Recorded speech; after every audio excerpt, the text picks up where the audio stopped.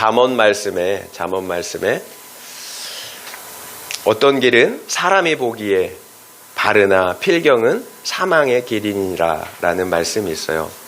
어떤 길은 사람이 보기에 바라요, 옳아요. 그러나 필경은 사망의 길이라 이런 말씀이 있어요. 그러니까 우리가 확신하고 가요. 이 길은 하나님의 뜻이야. 그런데 나중에 결과를 보니까 하나님의 뜻이 아니었다라는 거예요. 하나님의 뜻, 생명의 길인 줄 알았는데 나중에 보니 하나님의 뜻이 아니었고 사망의 길이었어요. 그렇다면 두려운 일 아닌가요? 우리가 알아야 합니다.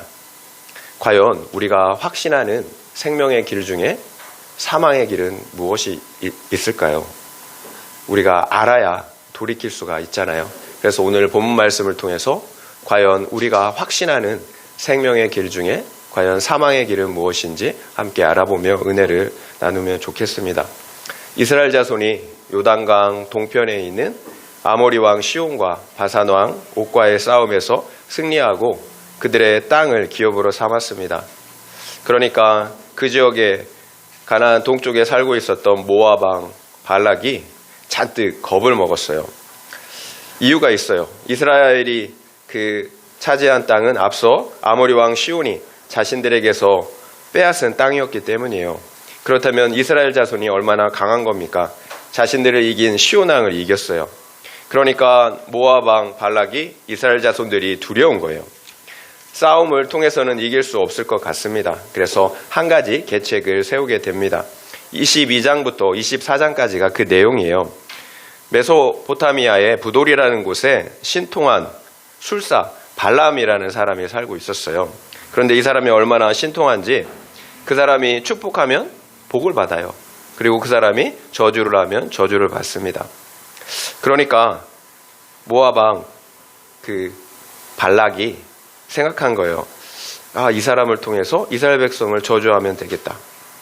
여러분 헷갈리면 안 돼요. 모압 왕은 발락이고 술사는 발람이에요. 그래서 모압 왕 발락이 자신의 사람들 귀족들을 발람에게 보냅니다. 두둑한 복채를 줄 테니까 와서 이스라엘 자손을 저주해 달라는 거예요. 그런데 발람이라는 술사가 나름 하나님을 두려워하는 사람이었던 것 같습니다. 내가 먼저 하나님께 물어봐야 한다고. 하나님께서 허락하시면 가고 허락하시지 않으면 갈 수가 없다라고 이렇게 대답을 하는 거예요. 어쩔 수 없이 발락이 보낸 모압의 귀족들은 하루 동안 유숙하면서 발람의 대답을 기다렸어요. 그런데 하나님께서는 발람에게 가지 말라라고 말씀하세요. 저주하지 말라라는 거예요. 이스라엘 자손들은 복받은 자들이라고 하십니다. 결국 발람은 발락의 귀족들에게 갈 수가 없다라고 대답을 합니다. 하나님께서 허락하시지 않는다라는 거예요. 그러나 모압 왕 발락이 그렇게 쉽게 포기하는 사람이 아니에요. 이번에는 더 높은 고관들을 더 많이 보냅니다. 그리고 내가 당신이 원하는 것을 무엇이든지 들어줄 테니까 와서 저주해달라고 이렇게 백지수표를 보내는 거예요. 그러니까 술사 발람은 이전과 동일하게 대답을 해요. 비록 발락이 그 집에 가득한 은금을 줄지라도 나는 하나님의 말씀을 어길 수가 없다라는 거예요. 내가 하나님께 또다시 물어볼 테니까 내일까지 기다리라고 합니다. 그러자 그날 밤에 하나님께서 발람에게 다시 말씀하세요. 뭐라고 말씀하셨을까요? 우리가 읽지 않은 본문이지만 20절 한번 읽어보겠습니다. 20절 시작. 밤에 하나님이 발람에게 임하여 이르시되 그 사람들이 너를 부르러 왔거든 일어나 함께 가라. 그러나 내가 내게 이르는 말만 준행할지니라.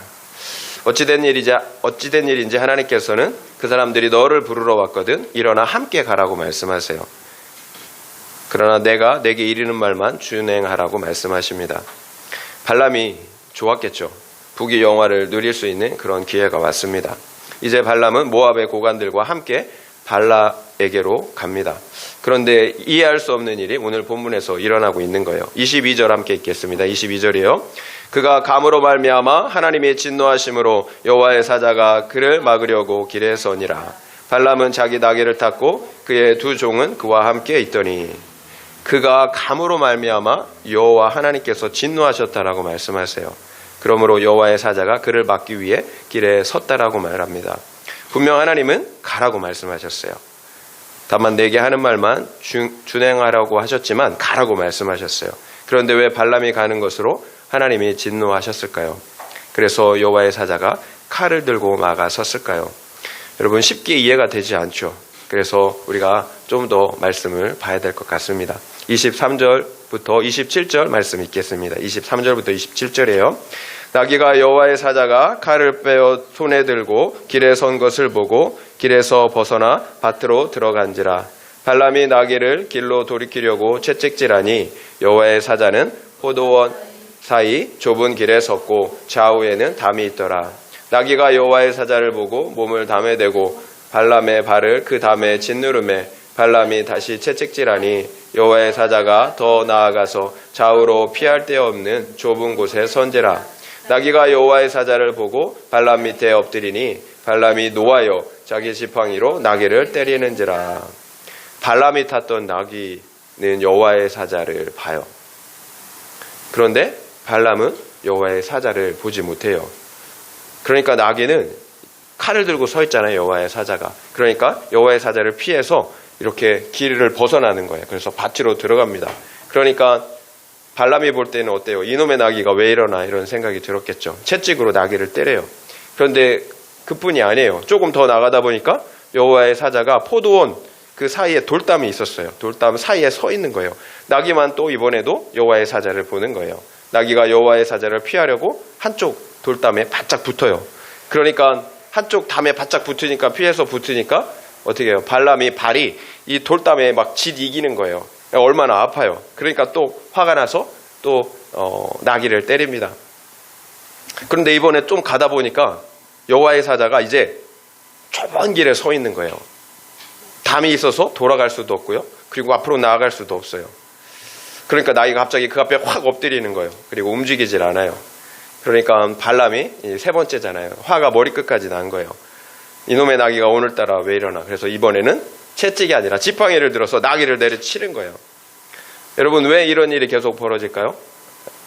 나귀는 보는데 발람은 보지 못하기 때문이죠. 하나님은 나귀의 이런 이상한 행동, 불순종의 행동을 통해서 나귀보다 못한 발람의 불순종을 지금 책망하고 계시는 거예요. 결국 하나님은 발람 내가 말 안 듣는 나귀 때문에 진노한 것처럼 나 역시 말 안 듣는 너 때문에 진노했다라고 말씀하시는 거예요. 이 상황을 통해서 하나님은 말씀하시는 거예요. 사실 하나님께서 진노하신 이유는 발람이 그들과 함께 가는 것이 문제가 아니에요. 발람이 지금 탐심이 가득한 마음으로 애초부터 불순종할 마음으로 가고 있었기 때문이에요. 하나님의 뜻이 무엇입니까? 분명하잖아요. 이스라엘을 저주하지 않는 거예요. 그들은 복받을 자들이에요. 하나님이 말씀하셨어요. 그런데 발람은 그런 하나님의 뜻과는 상관없이 반드시 돈을 받아나겠다라는 그 마음으로 가고 있는 거예요. 하나님께서 그 중심을 아신 거죠. 결국 하나님께서 진노하신 이유는 발람이 애초에 불순종할 마음으로 탐심이 가득한 마음으로 가고 있었기 때문이에요. 28절부터 30절 말씀도 함께 읽겠습니다. 28절부터 30절이에요. 여호와께서 나귀 입을 여시니 발람에게 이르되 내가 당신에게 무엇을 하였기에 나를 이같이 3번을 때리느냐. 발람이 나귀에게 말하되 내가 나를 거역하기 때문이니 내 손에 칼이 있었다면 곧 너를 죽였으리라. 나귀가 발람에게 이르되 나는 당신이 오늘까지 당신의 일생 동안 탄 나귀가 아니냐. 내가 언제 당신에게 이같이 하는 버릇이 있었더냐. 그가 말하되 없었느니라. 여호와께서 나귀의 입을 여세요. 이번에는 이제 나귀의 입을 여세요. 그러자 나귀가 말을 합니다. 여러분, 성경에서 동물이 말한 처음에 나귀가 처음이자 마지막이에요. 이 나귀 외에는 동물 중에서 말한 동물이 없어요. 내가 당신에게 무엇을 하였기에 3번을 때립니까? 나귀 입장에서는 억울한 거죠. 그러니까 발람이 나를 거역하였기 때문이다. 내 손에 칼이 있었다면 너를 죽였을 것이라고 대답해요. 이것이 바로 발람을 바라보는 하나님의 마음이에요.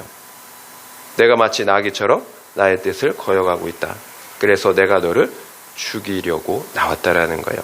정말 죽이겠다라는 것이 아니라 그런 마음이라는 거예요. 지금 발람이 그렇게 화난 것처럼 하나님께서도 그 발람에게 화가 나 계시다라는 거예요. 31절부터 33절 함께 읽겠습니다. 그때 여호와께서 발람의 눈을 밝히심에 여호와의 사자가 손에 칼을 빼들고 길에 선 것을 그가 보고 머리를 숙이고 엎드리니 여호와의 사자가 그에게 이르되 너는 어찌하여 내 나귀를 이같이 3번 때렸느냐. 보라, 내 앞에서 내 길이 사악함으로 내가 너를 박으려고 나왔더니 나귀가 나를 보고 이같이 3번을 돌이켜 내 앞에서 피하였느니라. 나귀가 만일 돌이켜 나를 피하지 않았다면 내가 벌써 너를 죽이고 나귀는 살렸으리라. 그때 여호와께서 이제 발람의 눈까지 열어주십니다. 그제서야 발람이 여호와의 사자가 손에 칼을 들고 길에 선 것을 보게 됩니다. 그러자 발람이 그제서야 여호와의 사자 앞에 엎드려요.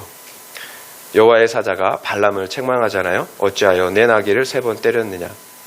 나귀가 했던 말을 그대로 똑같이 하십니다. 내 길이 사악함으로 너를 막으려고 나왔다. 나귀가 나를 보고 3번 돌이켰는데 만약 나를 피하지 않았다면 내가 벌써 너를 죽이고 나귀는 살렸을 것이라고 말씀하세요. 결국 너는 나귀보다 못하다라는 거죠. 내가 때리는 나귀 때문에 산줄이나 알라고 말씀하십니다. 그제서야 하나님께서 왜 발람의 길을 막아섰는지 밝히 말씀하고 계세요. 너의 길이 사악하다라는 거예요.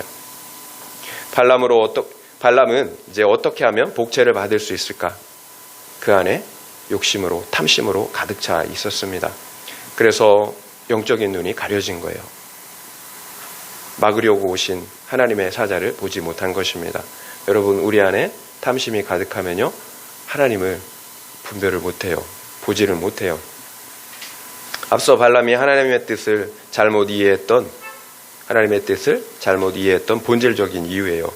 마음에 가득한 탐심 때문에 하나님의 말씀을 제대로 해석하지 못한 거예요. 내가 원하는 대로 해석을 한 것입니다. 왜 이렇게까지 되었을까요? 왜 선지자가 한낱 미물인 나귀도 볼 수 있는 하나님의 사자를 보지 못하게 되었을까요?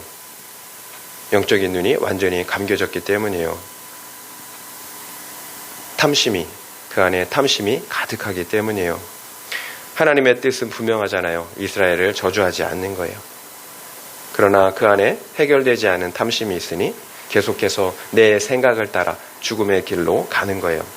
결국 우리는 발람을 통해서 한 가지 중요한 사실을 깨닫게 돼요.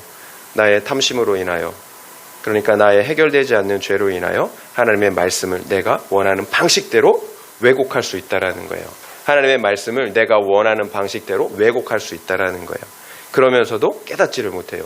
탐심과 같은 육체의 정욕이 나의 영적인 눈을 가리우기 때문이에요. 육적인 눈은 분명히 떠 있어요. 하지만 영적인 눈이 감겨져 있어요. 그래서 하나님을 볼 수가 없고요. 하나님의 뜻을 분별할 수가 없어요. 여러분, 그래서 분명 행복한 길, 생명의 길이라고 확신하고 가지만 결국은 죽음의 길로 가고 있다라는 거예요. 결국 하나님께서 그것을 막기 위해 칼을 들고 서신 것입니다. 지금 우리가 사무엘서를 함께 묵상하고 있잖아요. 이스라엘 백성이 하나님께 인간 왕을 구했어요. 그러자 하나님께서는 이스라엘 자손이 원하는 대로 사울 왕을 주셨어요. 그러면 하나님께서는 이스라엘 자손에게 인간 왕을 주시는 것이 하나님의 뜻이었나요? 아니잖아요. 하나님은 너희가 인간 왕을 구한 것은 왕인 나 하나님을 버린 죄악이라고 분명하게 말씀하셨다라는 거예요. 이처럼 하나님께서 우리에게 허락하신다고 다 하나님의 뜻은 아니라는 거예요. 생명의 길이 아니라는 거예요. 다만 하나님께서 우리의 고집, 그 선택을 존중해 주실 뿐이에요. 여러분, 불신결혼이 하나님의 뜻입니까? 아닙니까? 그럼에도 우리가 불신결혼을 감행하잖아요. 나는 그것이 행복의 길이라고 생각하기 때문이에요. 이처럼 하나님은 우리의 선택을 존중해 주세요. 그러나 그 결과에 대한 책임, 불순종에 대한 책임 역시 우리가 지는 것입니다. 모든 선택에서 그 원리는 동일해요. 선택은 내가 하고 그 결과에 대한 책임도 내가 지는 것입니다. 그런데 내 행복의 그 길을 방해하는 존재가 있다는 거예요. 바로 내 말을 듣지 않는 나귀입니다. 여러분, 나의 행복의 길을 방해하는 나귀가, 나를 힘들게 하는 그 나귀가 누구입니까? 그래서 내가 무시가 되는 그 나귀가 누구입니까? 여러분, 그가 나를 살린 거예요. 사망의 길로 가는 나를 멈춰서게 한 것입니다. 내 죄를 볼 수 있게 해준 거예요. 결국 그 나귀가 나의 구원을 위해서 수고하고 있는 것입니다. 나의 혈기와 무시, 판단과 정죄의 채찍으로 내가 내리치고 있는 그 나귀가 나의 구원을 위해서 수고하고 있다라는 거예요. 34절부터 35절까지 말씀을 읽겠습니다. 34절부터 35절이에요. 발람이 여호와의 사자에게 말하되 내가 범죄하였나이다. 당신이 나를 막으려고 길에 서신 줄을 내가 알지 못하였나이다. 당신이 이를 기뻐하지 아니하시면 나는 돌아가겠나이다. 여호와의 사자가 발람에게 이르되 그 사람들과 함께 가라. 내가 내게 이르는 말만 말할지니라. 발람이 발락의 고관들과 함께 가니라. 발람이 여호와의 사자에게 말합니다. 내가 범죄하였다고. 그러나 당신이 나를 막으려고 길에 서신 것을 알지 못했다라고 대답합니다. 그래서 당신이 기뻐하지 않으면 나는 다시 돌아가겠다라는 거예요. 그런데 하나님께서는 어찌된 일인지 이번에도 돌아가라고 말씀하시지 않으세요. 또다시 그 사람들과 함께 가라고 말씀하십니다. 다만 이번에도 내가 내게 이르는 말만 하라고 말씀하세요. 그렇다면 하나님의 이런 말씀을 우리가 어떻게 해석해야 할까요? 가야 합니까? 가지 말아야 합니까? 그리고 발람이 진짜로 회개한 것이 맞을까요? 발람이 자신이 죄를 범했다고 고백하잖아요. 그래서 하나님이 기뻐하시지 않는다면 돌아가겠다라고 합니다. 그러면 회개한 것 아닙니까? 사실 하나님의 뜻은 내가 가든지 가지 않던지가 그렇게 중요하지 않아요. 하나님이 원하시는 것은 그 안에 있는 탐심의 죄를 해결하는 것입니다. 진실한 회개라는 거예요. 여러분, 발람이 진실한 회개를 했다면 어떻게 대답할 것 같습니까? 여러분이라면 어떻게 대답할 것 같아요? 여러분이 진짜로 회개했다면 발람이 가지 않겠다라고 했을 거예요. 왜냐하면 하나님의 뜻은 이스라엘을 저주하지 않는 것이기 때문이에요. 내가 가봤자 갈등밖에 더 하겠어요? 갈등만 하는 거예요. 분명 상대방은 돈을 더 줄 테니까 저주해달라고 말할 거예요. 애초에 죄를 지을 만한 위험한 장소, 유혹의 장소는 가지 말아야 한다라는 거예요. 그것이 하나님의 뜻이에요. 결국 내가 하나님께 무엇을 계속해서 물어본다고 하나님의 뜻을 구한다라고 여러분 생각하시면 안 돼요. 하나님은 우리에게 지각을 주셨어요. 지각을. 생각할 수 있는 지각. 여러분, 장성한 자는 지각을 사용해요. 그래서 나는 이미 하나님의 뜻을 잘 알고 있어요. 그러면 순종하면 됩니다. 따라서 내가 무엇인가를 계속해서 물어보는 이유는 우리의 욕심과 정욕과 탐심이 해결되지 않았다라는 거예요. 진실한 회개가 없다라는 거예요. 그래서 계속 찝찝하니까 물어보는 거예요. 나의 선택에 대한 혹시나 면책을 하나님이 해주시지는 않을까 계속해서 물어보는 거예요. 여러분, 가든지 가지 않든지 보다 더 중요한 것은 내 죄의 문제를 해결하는 거예요. 그것이 하나님의 뜻이에요. 여러분, 거룩이에요. 회개하는 거예요. 그러면 어느 곳에 있든지 하나님의 말씀대로 그 뜻대로 순종하게 되어 있습니다. 그러나 내 죄를 해결하지 못하면 내가 어느 곳에 있든지 하나님의 뜻에 불순종하는 삶을 살게 될 것입니다. 물론 우리는 발람이 진실하게 회개했을 그 가능성을 분명하게 열어두어야 합니다. 그래서 하나님께 또다시 하나님의 뜻이 아니라면 가지 않겠다라고 이렇게 물어봤을 수도 있다라는 거예요. 그러나 발람의 최후가 발람의 회개는 거짓 회개였다라는 것을 말씀해주고 있다라는 거예요. 여러분, 본문에는 없지만 민수기 31장 8절, 민수기 31장 8절에 이런 말씀이 있어요. 그 죽인 자 외에 미디안의 5 왕을 죽였으니 미디안의 왕들은 에이유와 레겜과 수르와 후르와 레바이며 또 부올의 아들 발람을 칼로 죽였더라. 이스라엘 자손이 미디안 사람들을 죽일 때 발람 역시 칼로 죽였다라는 거예요. 이것이 발람의 결말이었어요. 오늘 본문의 사건 이후에 발람의 행적을 보면요, 그는 하나님의 말씀대로 순종합니다. 죽임 당할 이유가 전혀 없었다라는 거예요. 그렇다면 발람이 죽은 이유는 무엇일까요?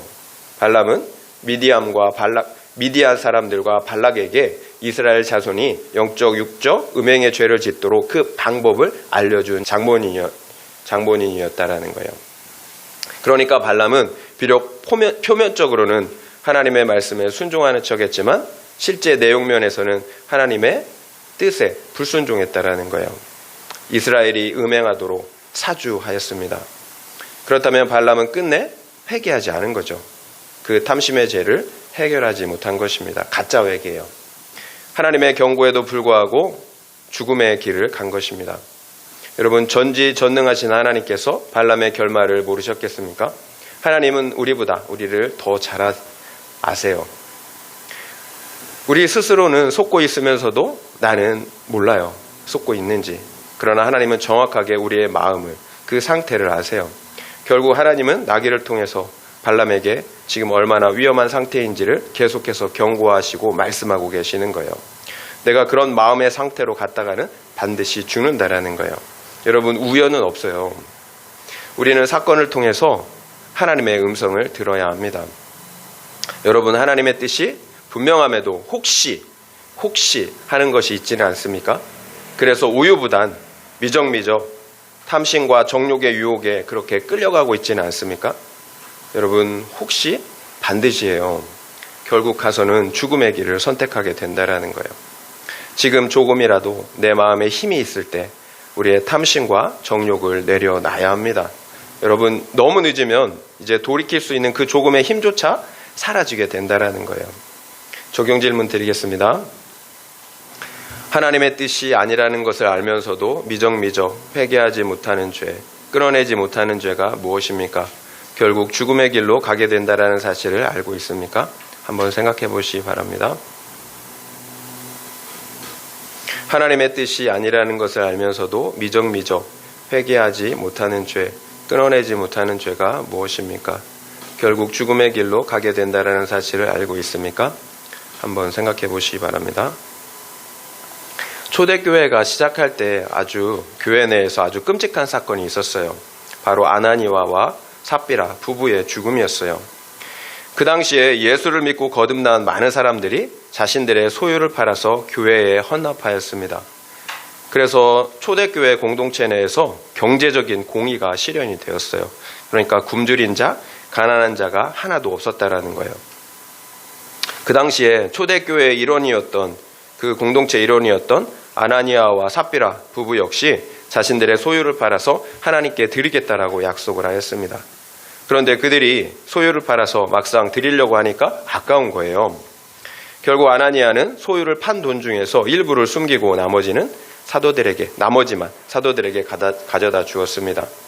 그런데 성령께서 베드로에게 그 모든 사실을 미리 말씀해 주십니다. 베드로가 아나니에게 말합니다. 어찌하여 사탄이 내 마음에 가득하여 성령을 속이고 땅값의 일부를 감추었느냐. 사람에게 거짓말한 것이 아니라 하나님께 거짓말한 것이니라. 그러자 아나니아가 그 말을 듣고 즉시로 엎드려 죽어요. 그런데 그의 아내가 삽비라가 그 사실을 모르고 들어옵니다. 베드로가 삽비라에게 묻습니다. 땅 판값이 이것뿐이냐? 네, 이것뿐입니다. 그러니까 베드로가 말해요. 너희가 어찌 함께 꾀하여 주의 영을 시험하느냐? 그 즉시로 삽비라 역시 죽임을 당합니다.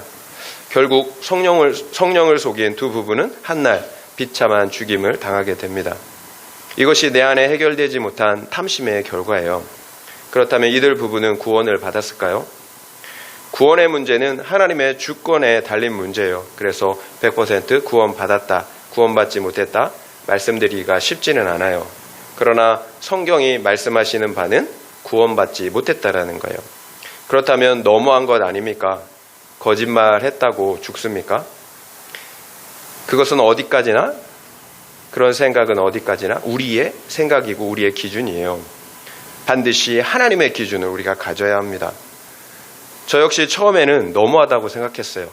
그래서 하나님이 그 육체는 치셨지만 영혼은 구원하지 않았을까? 이렇게 생각했다라는 거예요. 그러나 성경을 보면 볼수록 성경이 말씀하시는 바는 분명해요. 성령을 속인 자는 구원을 받지 못한다라는 거예요. 성령을 속인 자는 구원받지 못한다라는 거예요. 우리의 구원이 왔다 갔다 한다라는 말이 아니에요. 아나니아와 삽비라는 애초부터 회개함이 없었다라는 거예요. 예수 그리스도를 믿지 않았다라는 것입니다. 어떻게 알 수가 있나요? 누구나 실수할 수 있잖아요. 그러면 회개하면 되잖아요. 그러나 베드로가 삽비라에게 마지막으로 이것이 전부이냐 마지막 기회를 주잖아요. 회개의 기회를 주었음에도 그녀는 끝내 회개하지 않았다라는 거예요. 발람 역시 마찬가지예요. 마지막 기회를 날려버린 거예요. 애초에 하나님을 믿지 않은 것입니다. 여러분, 제가 언젠가도 말씀드렸지만 어떤 존경받는 장로님이, 모든 사람에게 존경받던 그 장로님이 어느 날 갑자기 암에 걸리시니까 어떻게 돌아가셨어요? 예수고 뭐고 다 귀찮다, 예수님을 부인하고 돌아가셨다라는 거예요. 겉으로 볼 때는 몰라요. 결국 우리가 우리의 외형적인 말이나 행동으로 다른 사람을 속일 수 있는지는 몰라도 하나님은 속일 수가 없어요. 그래서 중요한 건 진실한 회개예요.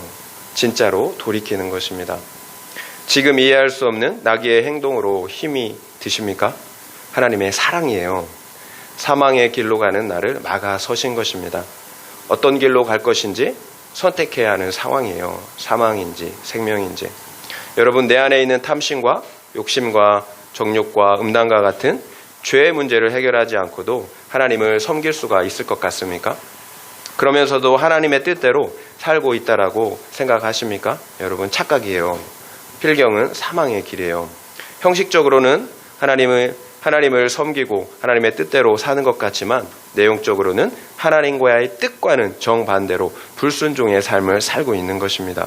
오늘 발람이 분명하게 그 사실을 우리에게 보여주고 있다라는 거예요. 애초에 믿는 것이 아니었다라는 거예요. 지금 경고하실 때 회개하고 돌이키라는 것입니다. 감정적인 뉘우침을 우리가 회개라고 생각하면 안 돼요. 회개는 완전하게 180도 방향 전환, 돌이키는 거예요. 이제 하나님만을 나의 왕으로 인정하겠다라는 고백이에요. 만약 여러분의 배우자가 여러분을 사랑한다고 하면서 다른 상대도 사랑한다면, 동시에 사랑한다면 여러분 받아주시겠어요? 여러분, 피가 거꾸로 솟을 일이죠. 부부의 언약은 독점적이에요. 그래서 다른 남자, 다른 여자를 사랑하면 음행인 거예요. 배반인 거예요. 하나님과의 언약 역시 마찬가지예요. 독점적이에요. 하나님만 사랑해야 하는 거예요. 하나님은 우리가 온 마음으로 돌이키기를 원하시지 반만 돌이키는 것을 원하시지 않는다라는 거예요. 그것은 여전히 돌이킨 것이 아니에요. 음행이에요. 음행. 여러분, 슬퍼하는 감정이 회개가 아니에요. 회개는 죄의 자리, 죄의 길에서 완전히 돌이키는 것입니다. 그래서 다시 하나님의 말씀 앞에 서는 거예요. 말씀 앞으로 돌아가는 거예요. 그래서 생명의 길을 가는 것입니다. 여러분, 혹시 해결되지 않는 죄를 품고 하나님을 신앙하고 있지는 않습니까? 다른 사람들 역시 죄를 품고 하나님을 신앙하고 있으니까 나 역시 괜찮다, 군중심리로 괜찮다, 혹시 이렇게 생각하고 있습니까? 여러분, 그렇다면 다른 사람들이 사망의 길을 간다면 여러분도 그 길을 함께 가시겠습니까? 여러분, 어떤 기도를 하시나요? 돈을 많이 벌게 해주시면, 또 성공하게 해주시면 그 돈으로, 그 성공으로 하나님께 헌신하며 섬기겠다라고 이렇게 기도하고 있지는 않습니까? 그러면 하나님께서 그 기도를 들어주실까요? 아니에요. 하나님은 내가 먼저 거룩해야 한다라고 말씀하세요. 내가 변하는 것이 먼저라고 하신다라는 것. 이것이 하나님의 뜻이에요. 내가 변하는 것, 내가 먼저 거룩해지는 것이 하나님의 뜻이에요. 여러분, 내가 거룩하지 않는데 돈을 얻고 성공하고 행복에 겨워 산다면 여러분 망하는 거예요. 죽는 길로 가는 거예요. 여러분, 그처럼 망하는 길로 가는 사람들을 수없이 보잖아요. 여러분은 10살 먹은 여러분의 자녀가 사업 좀 해보겠다고 1억 원을 달라고 여러분 땡깡을 부리면 주시겠습니까? 사랑하지 않으면 줄 수도 있겠죠. 그리고 돈이 너무 많으면. 저는 없어서 못 주는데. 여러분, 하나님을 원망하기 전에 나 자신부터 돌아봐야 하는 거예요. 여러분, 나를 알아야 합니다. 나는 100% 죄인이에요. 이 사실을 안다면 우리는 더 이상 하나님을 원망할 수가 없어요. 그리고 또 내 옆에 있는 나귀를 탓하지 않을 거예요. 급한 것은 회개예요. 저 역시 제 사역을 통해 수많은 사람들이 구원받기를 원합니다. 그리고 교회가 부흥 성장하길 바라요. 그런데 제가 겸손하지도 못하고 거룩하지도 못합니다. 그럼에도 하나님께서 제 뜻대로 수많은 영혼들을 보내주신다면, 그래서 교회가 성장한다면 저에게 유익하겠습니까? 그래서 제가 감사한 거예요. 하나님께서 제 수준을 아시고 제 속에 있는 교만을 하시고 내가 원하는 대로 성장하지 않게 해주시는 거예요. 그러니까 제가 제 안에 있는 그 교만의 죄를 보고 회개할 수가 있는 거예요. 하나님을 의지한 것이 아니라 나를 의지하고 나를 자랑하려고 했던 그 교만의 죄를 보고 회개하게 된다는 거예요. 그러므로 하나님은 이제 내가 믿을 수 없는 내가 아니라 죽은 자를 다시 살리시는 그 하나님만 믿고 의지하게 하신다라는 거예요. 제가 확신하는 바가 있어요. 제가 거룩하게 준비되면 하나님께서 저희 교회를 부흥케 해 주신다라는 거예요. 여러분도 마찬가지예요. 하나님은 부흥이 먼저가 아니라 너의 거룩이 먼저라고 말씀하세요. 이것이 나와 우리에게 안전한 거예요. 하나님은 우리를 지혜를 가지고 사랑하세요. 우리가 무엇이 안전한 것인지를 안다라는 거예요. 그래서 내 뜻대로 되지 않은 것이 감사한 것입니다. 하나님께서 나를 사망의 길로 가지 않도록 지켜주신 것입니다. 적용 질문 드리겠습니다. 나의 행복과 뜻을 가로막는 나귀는 누구입니까? 그 나귀를 통해 어떤 죄가 보이십니까? 그 상대방이 나의 구원을 위해 수고한다는 것이 인정이 되십니까?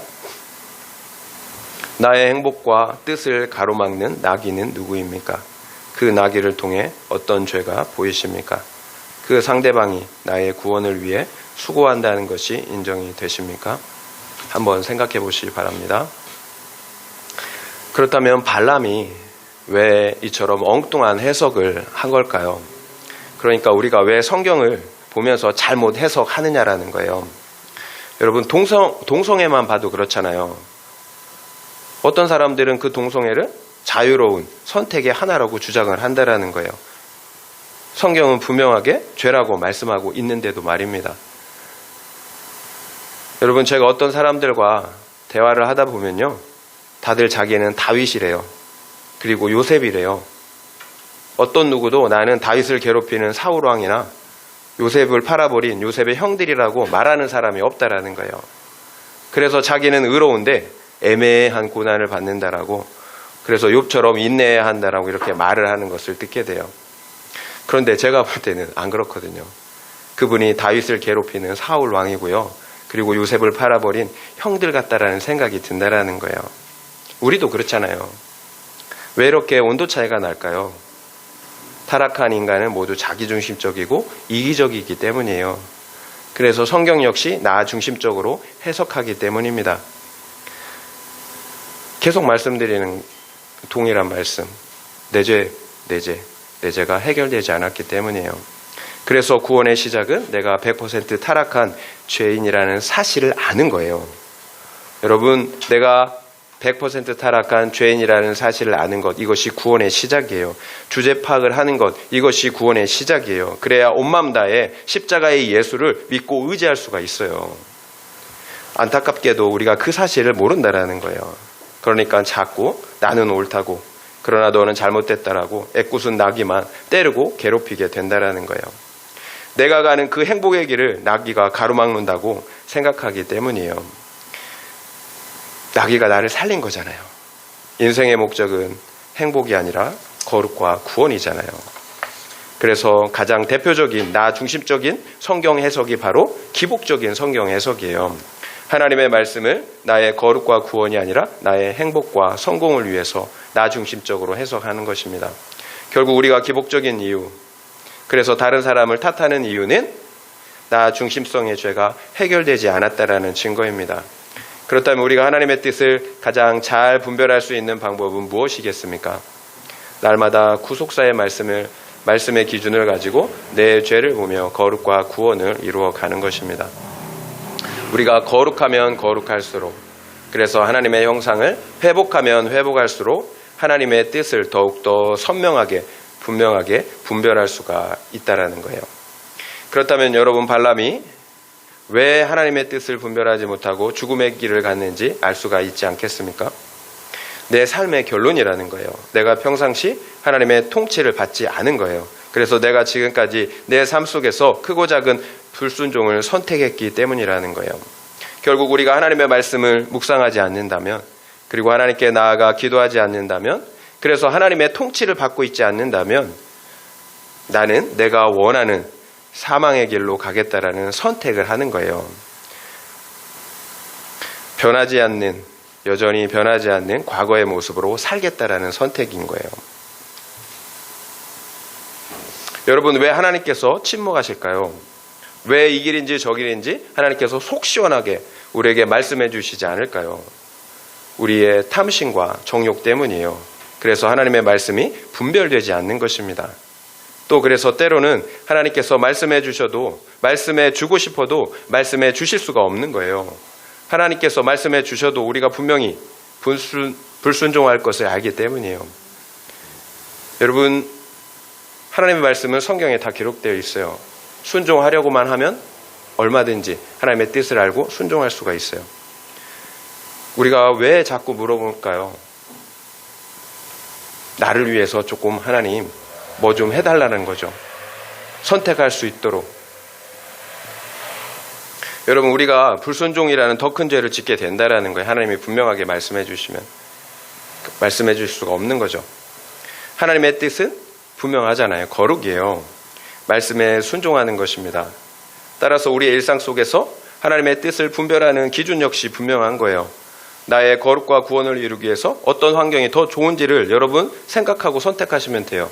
A와 B가 있습니까? 어떤 것이 여러분의 거룩을 위해서, 여러분의 구원을 위해서 더 좋은 것입니까? 어떤 것이 하나님의 말씀을 순종하기 위해서 어떤 환경이 더 좋은 것입니까? 그것이 하나님의 뜻이에요.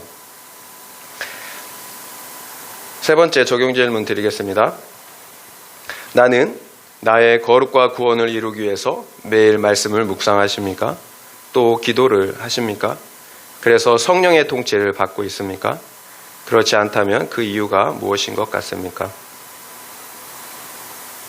나는 나의 거룩과 구원을 이루기 위해서 매일 말씀을 묵상하십니까? 또 기도를 하십니까? 그래서 성령의 통치를 받고 있습니까? 그렇지 않다면 그 이유가 무엇인 것 같습니까? 한번 생각해 보시기 바랍니다. 말씀을 마무리하겠습니다. 어떤 길은 사람이 보기에 바르나 필경은 사망의 길이니라. 어떤 길은 바르나, 어떤 길은 사람이 보기에 바르나 필경은 사망의 길이니라. 내 죄를 해결하지 않고 하나님을 믿는 거예요. 이것이 우리가 볼 때는 바른 길 같지만 사망의 길이에요. 내 죄를 해결하지 않고 하나님을 믿는 것입니다. 바른 것 같지만 필경은 사망의 길이에요.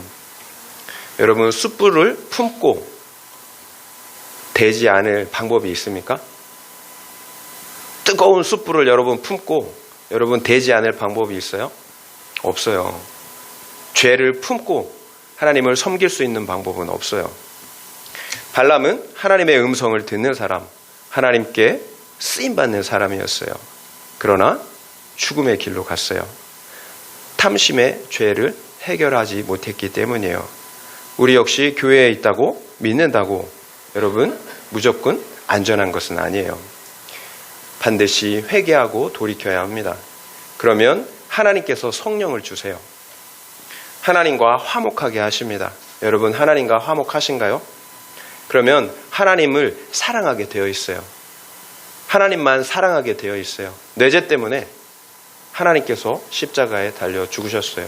어찌 그 하나님을 사랑하지 않을 수가 있겠어요? 죄를 미워하고 하나님의 말씀을 기뻐하며 순종하게 되어 있어요. 이것이 생명의 길입니다. 이런 생명의 길을 다 가시기를 예수님의 이름으로 축원드립니다.